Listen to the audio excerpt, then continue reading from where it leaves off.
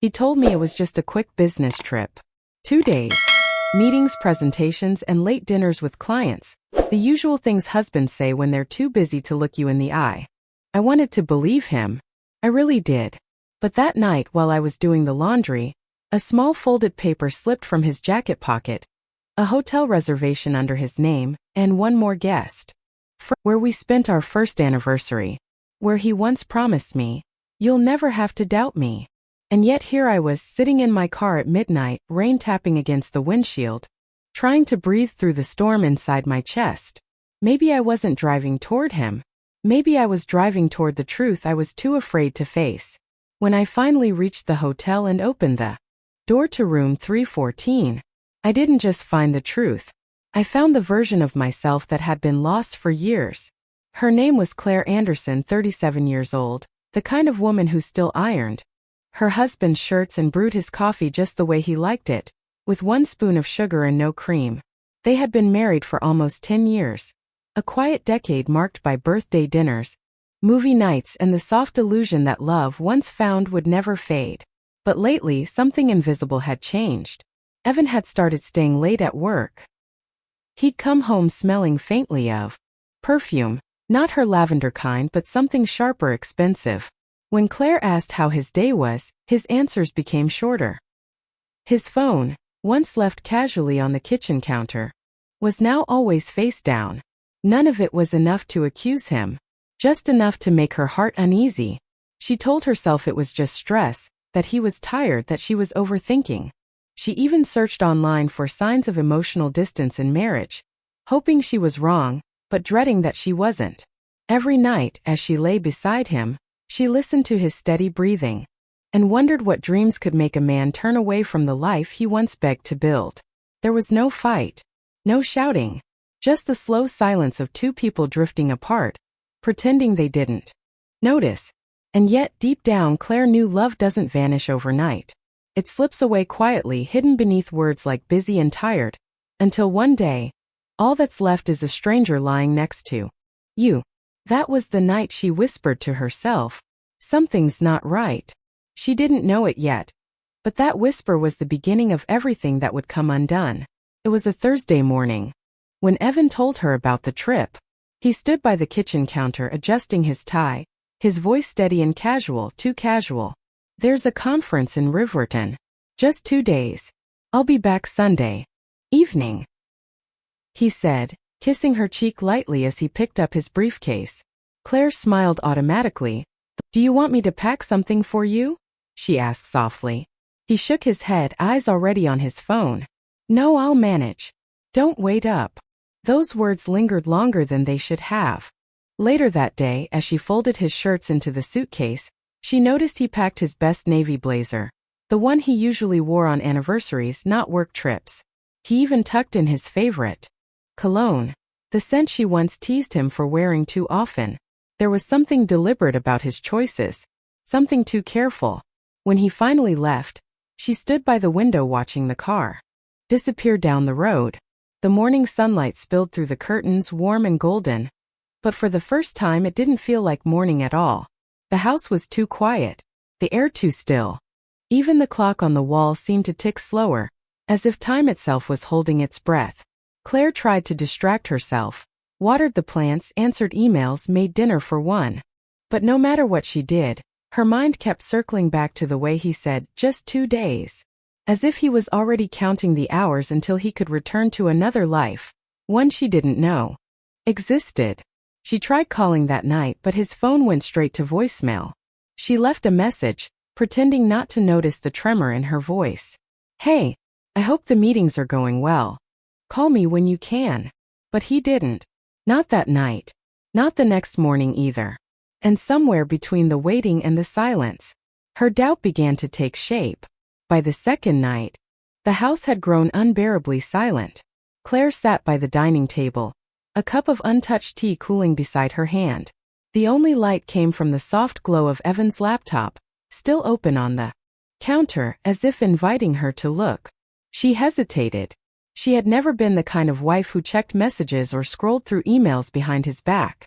But trust, once cracked, whispers louder than conscience. Her fingers hovered over the trackpad. A small notification blinked in the corner of the screen. Reservation confirmed. Her heart gave a small, startled thud. She clicked. There it was. A hotel confirmation under Evan Anderson. Check-in Friday, check-out Sunday. The Crestwood Hotel, room 314. She stared at the details, trying to breathe until her eyes caught a smaller line of text beneath the booking. Number of guests, 2. The word echoed in her head like a slow-spreading crack in glass. Her pulse quickened. She reread it again and again, searching for a mistake. Anything that could make it untrue. Maybe it was a system error. Maybe he was sharing the room with a coworker. Maybe, but deep inside, she knew maybe was just another word for denial.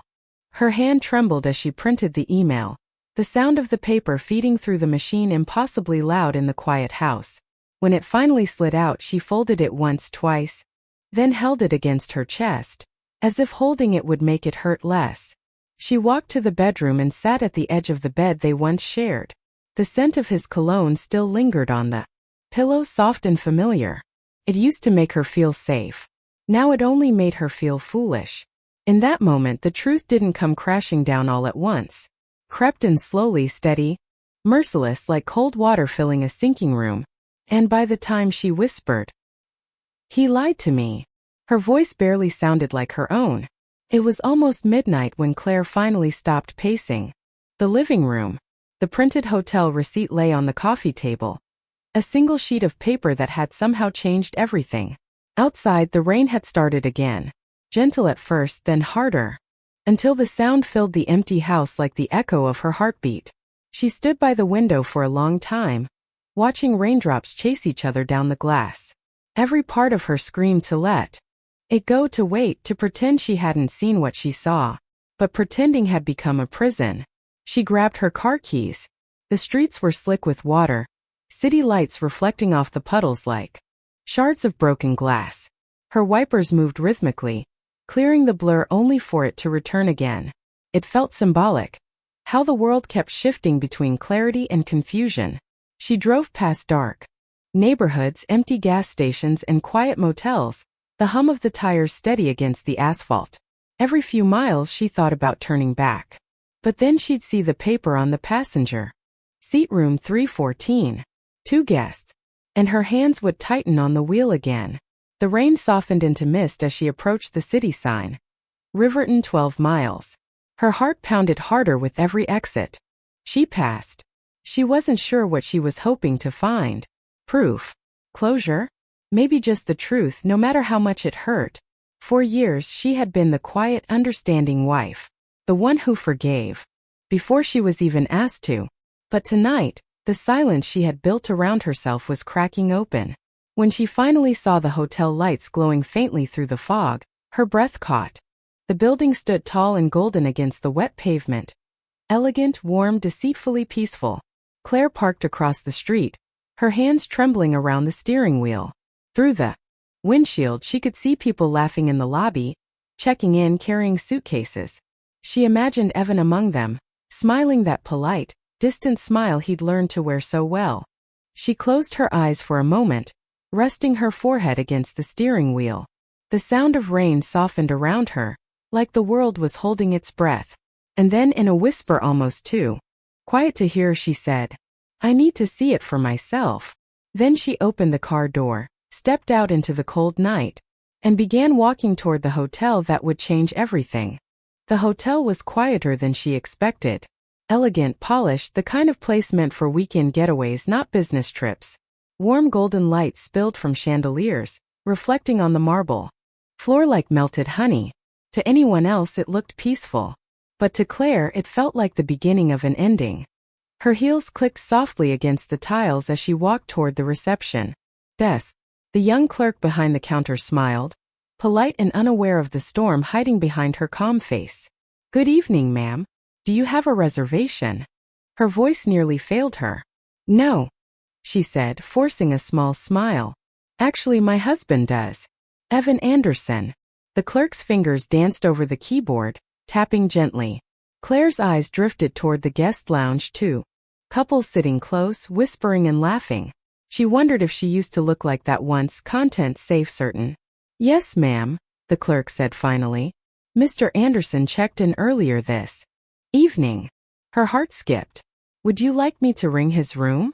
No, Claire said quickly, almost too quickly. I'd like to surprise him. The clerk hesitated for a second, then smiled again. That soft, professional kind of smile people wear when they think they're part of something sweet. She slid a spare keycard across the counter. Room 314. Down the hall to your left. Claire took the card with a trembling hand. It was light, ridiculously light, for something that suddenly weighed so much. She turned toward the hallway. The scent of vanilla candles and expensive cologne floated faintly through the air. Every step felt longer, heavier. Her mind whispered reasons to stop.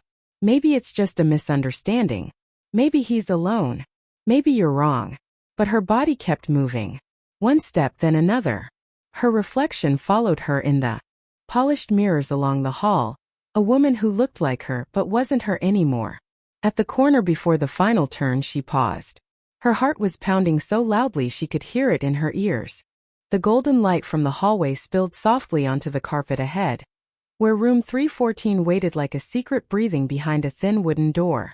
She tightened her grip on the keycard, took a deep breath, and whispered, "Let's finish this."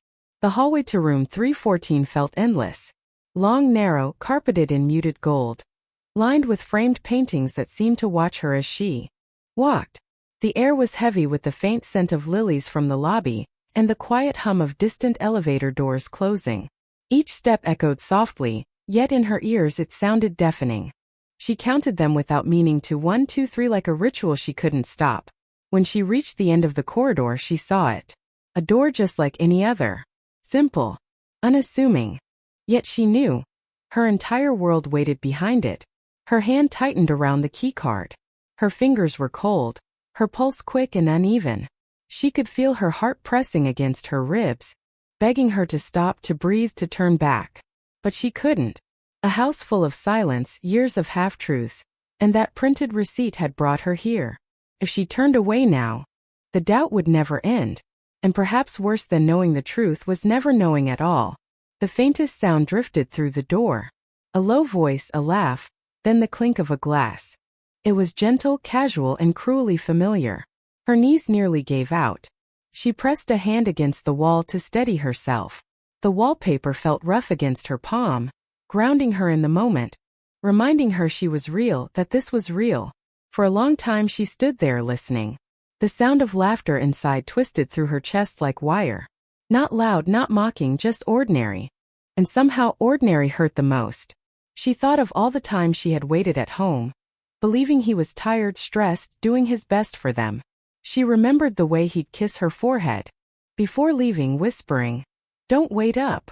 And suddenly, she understood what those words had always meant. Her throat tightened, her vision blurred. But then stillness. She straightened her back, wiped her tears with the back of her hand, and whispered to herself, not in anger, not in pain, but with quiet finality, "I deserved to know."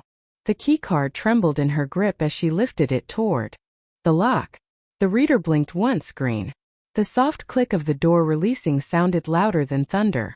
And as she pushed the door open, the world she thought she knew began to collapse.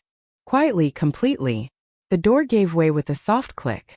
A rush of warm air brushed against her face, scented with red wine, roses, and something expensive she didn't recognize. Inside, the lights were dim, golden, intimate.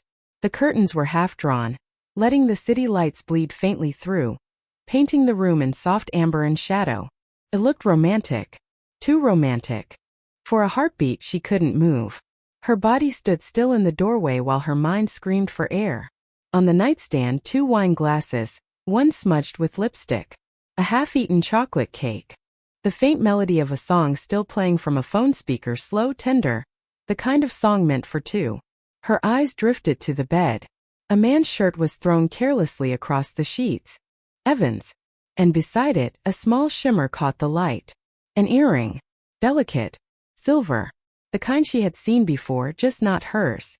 Her fingers clenched around the doorframe. She didn't step inside. She didn't have to. The truth wasn't loud or violent. It was quiet, cruelly quiet. It lived in the details, the scent, the glasses, the earring. It was a silence that spoke louder than any confession ever could. For a moment, she imagined herself walking in, shouting, demanding, crying. But instead she just stood there, breathing in the lie. The kind of lie built slowly over time, dressed in love disguised as loyalty. Somewhere in the bathroom a soft sound, the faint running of water, then footsteps. A voice. A laugh she knew. And that was when she realized. Betrayal didn't need to be seen to be felt. It was already inside her, breaking quietly, one breath at a time. She didn't speak, didn't call his name, didn't even cry. She just watched the golden light of the room fade slightly, as if even the walls were ashamed of what they'd witnessed. And in that fragile silence, one thought pulsed through her like thunder. He didn't just lie to me, he erased me. From behind the bathroom door came a faint sound, the click of heels against tile, the soft rustle of a robe, and a voice. A woman's voice. Claire froze. The sound was light, almost musical, the kind that might have once made her smile at dinner parties. But here in this room it sounded like a knife twisting gently. She took one small step backward as the bathroom door opened. And then she saw her. A woman, young, graceful, wrapped in a white hotel robe that hung loosely at the shoulders. Her hair was damp, her cheeks flushed. She carried a glass of wine in one hand, and a look of lazy comfort that didn't belong to someone visiting for work. It took a moment before recognition hit. Lena, Evan's assistant. The same Lena who had joined them for dinner a few months ago. Who had complimented Claire's cooking. Who had laughed too easily at Evan's jokes. Who had once texted Claire, "You're so lucky to have him as a husband." Lucky. The word echoed bitterly now. For a second their eyes met. Lena's widening in shock. Claire's empty with disbelief. Neither spoke. Time seemed to hold still between them. Claire didn't see guilt on Lena's face. Not fear either. Just discomfort, as if she'd been caught in a story she didn't quite know how to end. Evan's voice came from behind the bathroom, distant at first, then closer. "Lena, did you find the—" He stopped when he saw her, standing at the doorway. His wife. The silence that followed was unbearable. It filled the room like smoke, thick and suffocating. Claire looked at him, then at Lena, then at the life she thought she had, and felt something inside her finally go still. Not rage. Not heartbreak. Just a quiet, hollow acceptance. The kind that comes when the worst thing you feared has already happened. She took one small step forward, her voice trembling yet strangely calm. "So this is your business trip." Evan's lips parted, but no sound came out. Lena set her glass down on the table, the faint clink slicing through the silence. And for a moment no one moved. Three people standing in a golden room, each realizing that nothing would ever be the same again. Evan's face drained of color the instant their eyes met. He stood still, shirt half-buttoned, hair slightly damp, the look of a man whose world had just been caught mid-lie. Claire.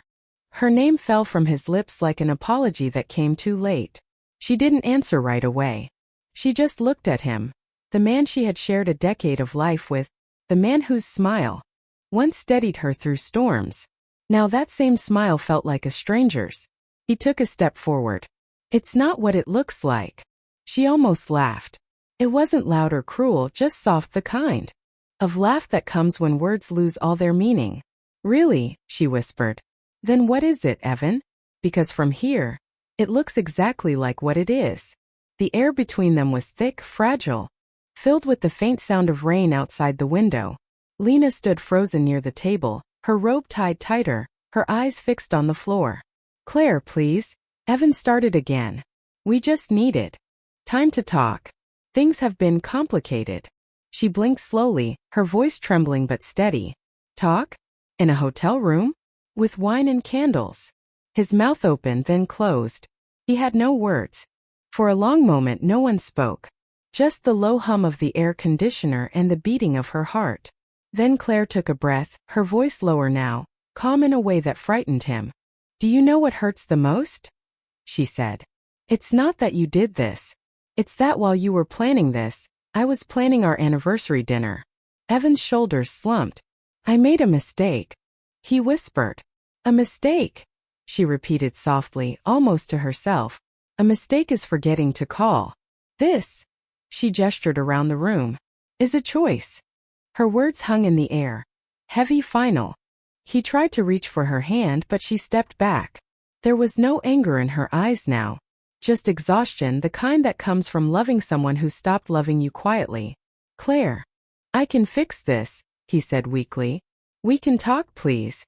She looked at him for a long moment, and in that stillness, she realized something she hadn't seen before. She wasn't afraid anymore. No. Evan, she said softly. You broke something that can't be fixed. She turned toward the door, her reflection catching the faint light from the window. A woman wounded, yes, but standing on her own. And as she reached for the handle, her voice came one last time, barely above a whisper. Don't follow me. Then she left. No screaming. No tears. Just the sound of the door closing behind her. Quiet, full stop at the end of a chapter she never thought she'd have to end. The hallway felt colder than before. Claire walked without knowing where her feet were taking her. Just away. Away from that room, that perfume, that voice. Her heels clicked softly against the carpet, echoing through the emptiness like a heartbeat that no longer knew its rhythm. When she reached the elevator, her hands shook so badly she almost dropped the keycard. She pressed the button, then pressed it again. As if the faster she moved, the sooner she could escape what she'd just seen. The elevator doors slid open with a faint chime. She stepped inside, her reflection staring back at her from the mirrored walls. Pale, trembling, unrecognizable. For a second she didn't see. Betrayed wife. She saw a ghost of herself. Someone who had given too much of her heart to a man who didn't know how to hold it.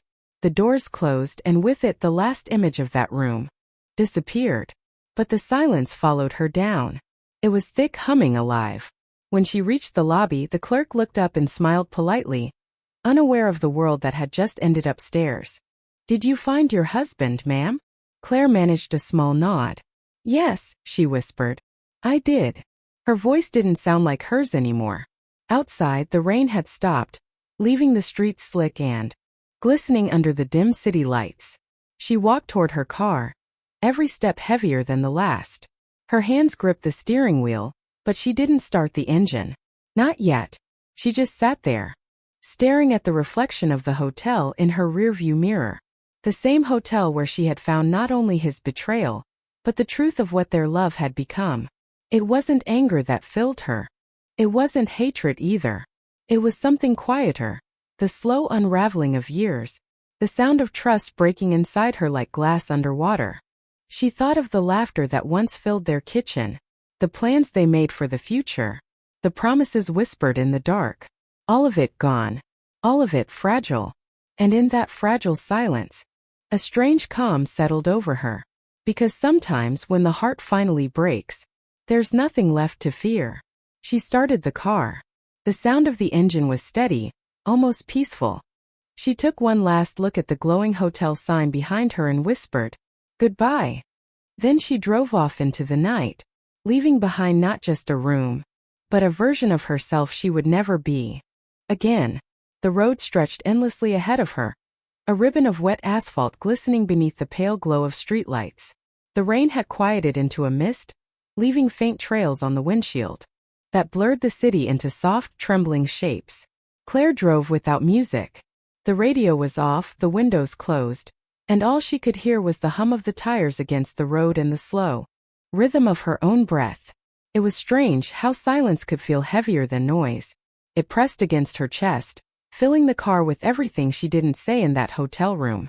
For miles, she didn't cry. She just stared ahead, her eyes unfocused, her thoughts drifting between the woman she used to be and the woman she'd just become.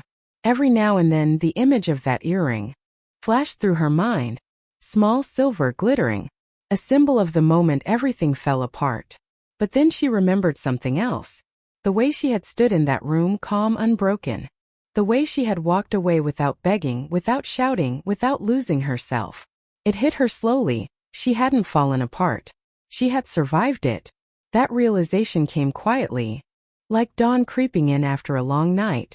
And with it, a strange kind of strength began to rise inside her. Soft, steady, undeniable. She thought about all the times she had doubted herself, all the moments she had apologized for feeling too much or asking too many questions. And now she understood. It wasn't weakness to want honesty.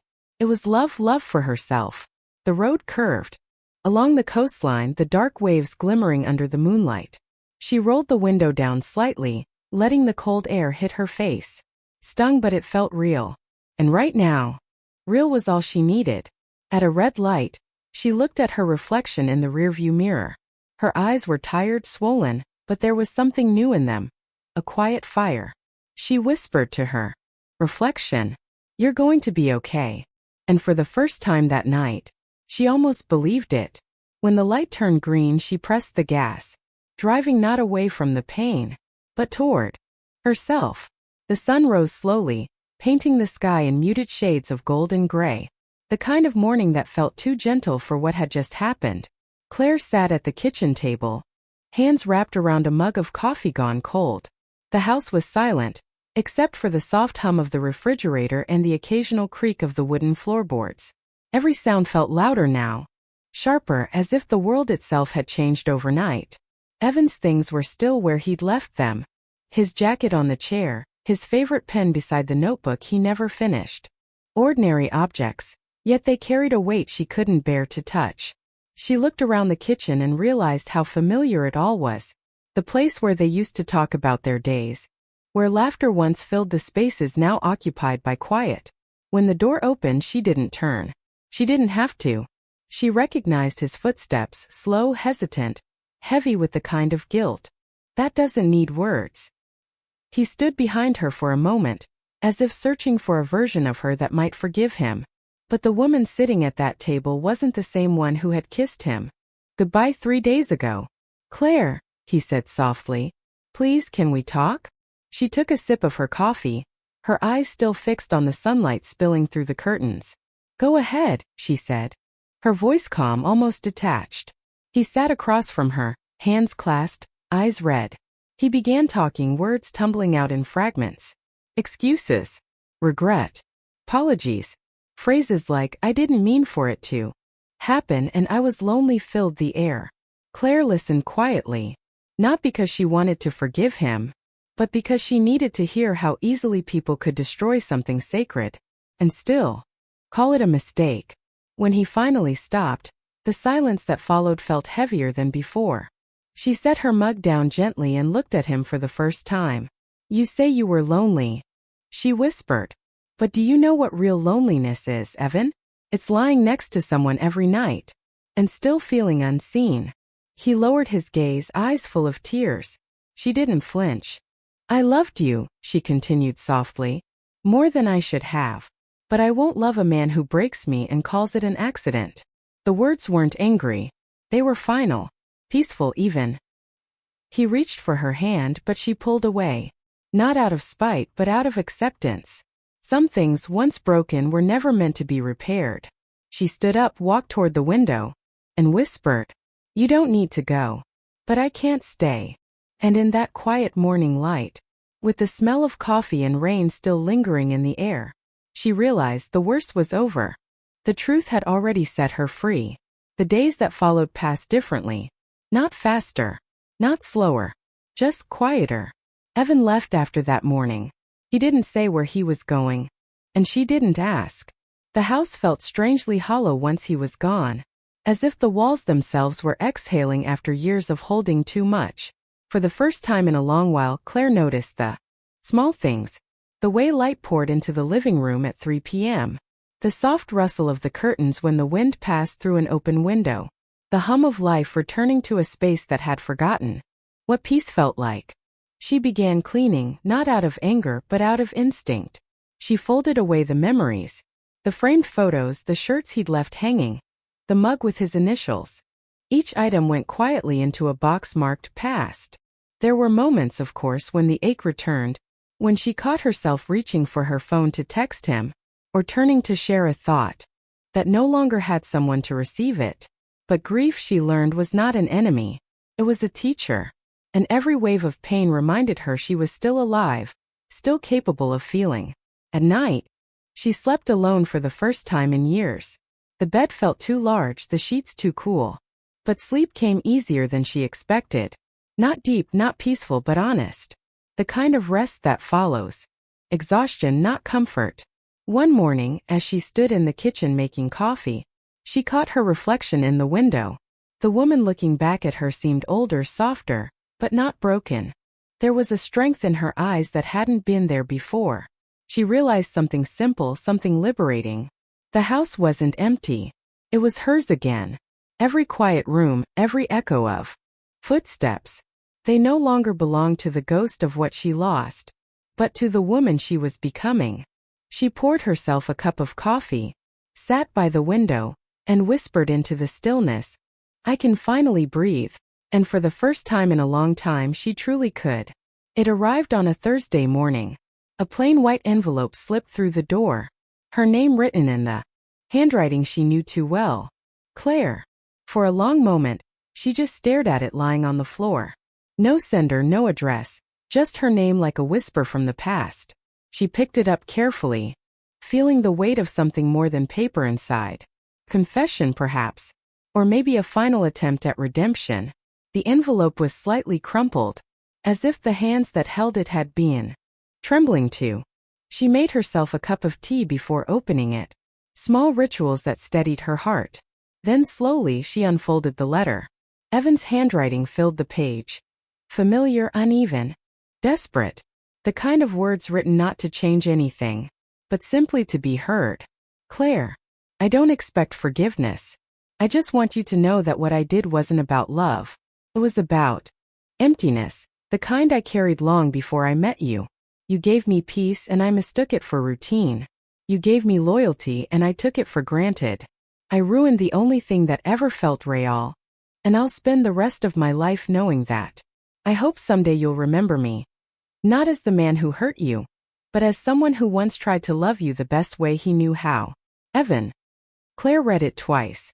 Once with anger, and once with something closer to understanding. Not sympathy, just clarity. She folded the letter neatly and placed it back inside the envelope. There were no tears, no shattering ache this time.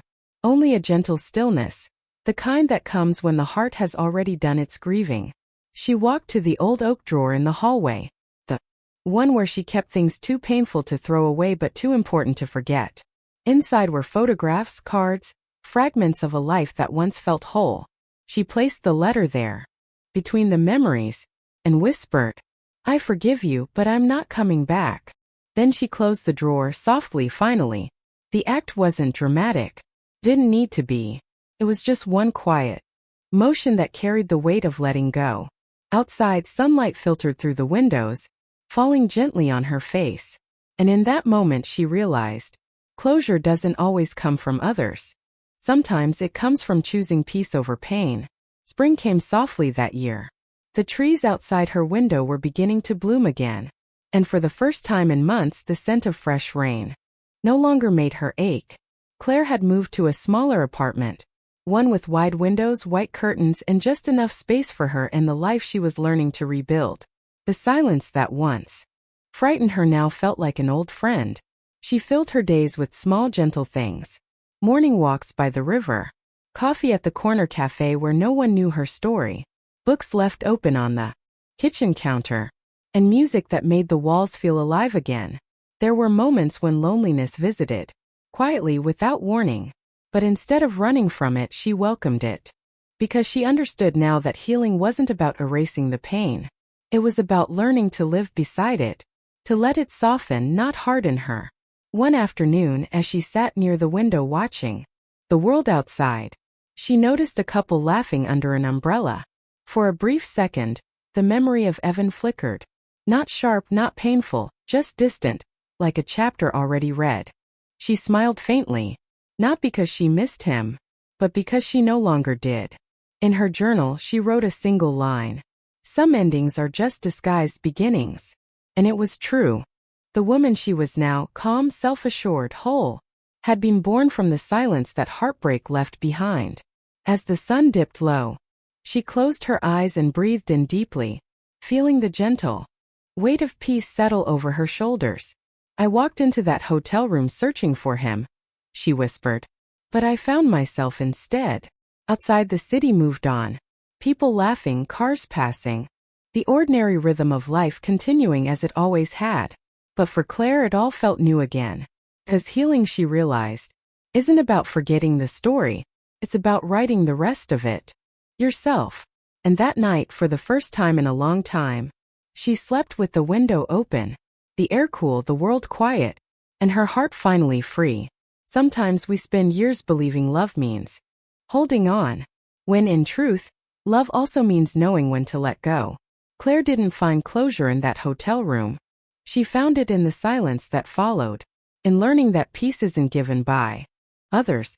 It's something we choose for ourselves. Because sometimes walking away doesn't mean losing. It means finally remembering who you are. If you've ever loved, lost, or found yourself standing in the ruins of a promise, remember, healing takes time. But peace always finds those brave enough to face the truth.